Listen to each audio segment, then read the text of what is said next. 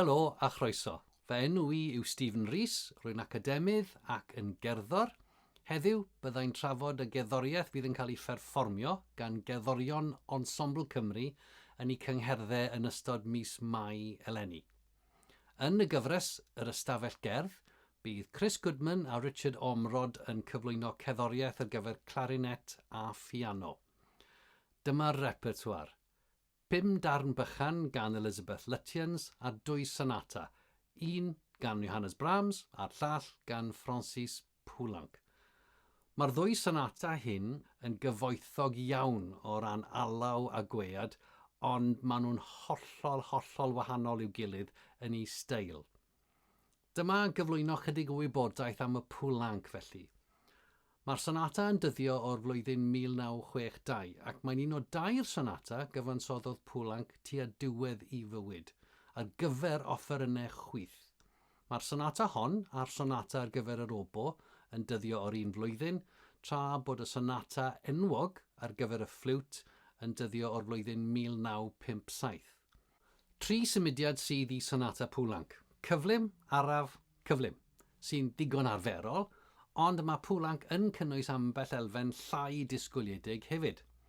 Mae'r 2 symudiad cyntaf yn cychwyn gyda mathau o ragarweiniadau cyn y prif ddeunydd.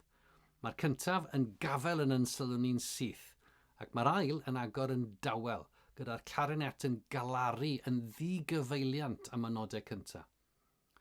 Ac yn y symudiad cyntaf, Allegro Tristamente, cyflym mewn modd trist, fe gawn ni adran delanegol araf yn y canol, sy'n cyferbynnu'n llwyr gyda'r gerddoriaeth agoriadol, ac yna mae'n troi nôl i gerddoriaeth fwy sionc i ddod â'r symudiad i derfyn.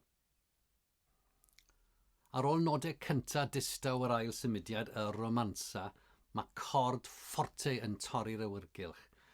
Yna cawn ni alaw dyner yn G leiaf, un o alawon nodweddiadol Poulenc, sy'n syml yn ei hanfod, ond yn hynod o gofiadwy. Rwy'n siŵr y byddwch chi'n medru ei chanu hi ar ôl ei chlywed hi yn y cyngerdd. Mae di marcio i'w chwarae yn ddistaw iawn ac yn brydd glwyfus. Très doux et mélancolique.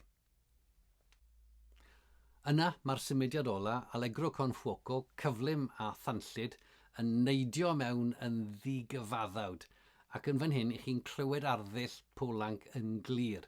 Brawddegau byrion, pigog, yn cyferbynnu'n llwyr gydag alawon mwy telenegol i naws, a bron iawn bod y 2 offeryn yn torri ar draws i gilydd. Mae'r cyfansoddwr yn gallu bod yn ffraith iawn yn hyn o beth. Ac mae yn fwyaf, mae'r symudiad hwn yn cychwyn ac yn gorffen, mae'r ffinale'n rhithro trwy nifer o gyweiriau cyn cyrraedd blwydd olaf y clarinet a'r cordiau terfynol.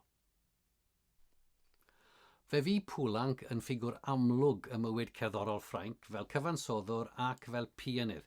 Bydde fe'n cyfeilio'n aml i'r canwr enwog Pierre Bernac. Hyn, roedd rhai yn ei ystyriedau yn llai arwyddocaol na chyfansoddwyr eraill, yn sicr y rhai mwy avant-garde a rhai mwy radical. Hynny, i Poulenc, sy'n ni'n dweud bod alawon yn bwysicach na systemau cyfansoddi.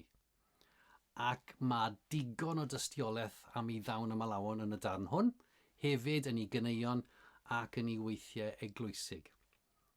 Yn ddigon diddorol, mewn llythyr yn y 1940au, mae'n cydnabod wrth gyfaill i fod ddim yn arloeswr y myd harmoniau newydd, fel roedd Stravinsky, a Ravel a Debussy. A dwi'n dyfynnu fan hyn a dwi'n hoff iawn o'r ymadrodd. Ond, medda fe, rwy'n credu bod yna le i gerddoriaeth newydd sydd ddim yn erbyn defnyddio cordiau pobl eraill. Ond nid dyna nath Mozart a Schubert? Wel, pwynt da. Ac hyd yn oed os ydyn ni'n clywed ambell i gord rhywun arall yma a thraw, mae Poulenc yn ei defnyddio nhw mewn modd mor ddyfeisgar ac yn ei arddull unigryw ei hun.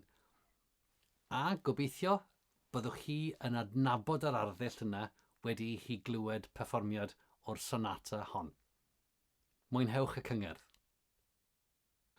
Felly, dewch i ddallu'r Gwanwyn yng nghwmni cerddorion Ensembl Cymru ym mis Mai.